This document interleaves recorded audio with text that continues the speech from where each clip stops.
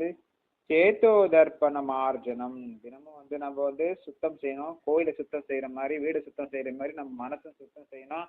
அது எப்படி சுத்தம் செய்வது என்றால் மந்திரத்தை ஜபம் செய்ய வேண்டும். குறிப்பாக ஹரே கிருஷ்ண மந்திரத்தை ஜபம் செய்ய வேண்டும்.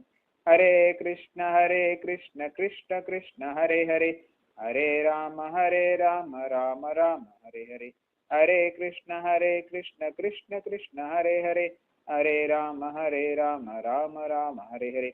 இந்த மந்திரத்தை நம்ம தினமும் ஜபம் செய்யணும். நம்ம மனசுல இருக்கக்கூடிய, இதயத்தில் இருக்கக்கூடிய எல்லா தூசிகளையும், களங்கத்தையும், அறியாமையும், பொறாமையும், பேராசையும், காமத்தையும், மோகத்தையும், மதத்தையும், ஆச்சரியத்தையும் எல்லாத்தையும் சுத்தப்படுத்தக்கூடிய சக்தி இந்த மகா மந்திரத்திற்கு இருக்கு. நமக்கு ஞானத்தை அளிக்கக்கூடிய சக்தி இந்த மகா மந்திரத்திற்கு. இறுதியான இலக்கு பகவான் விஷ்ணுதான். பக்தி தொண்டு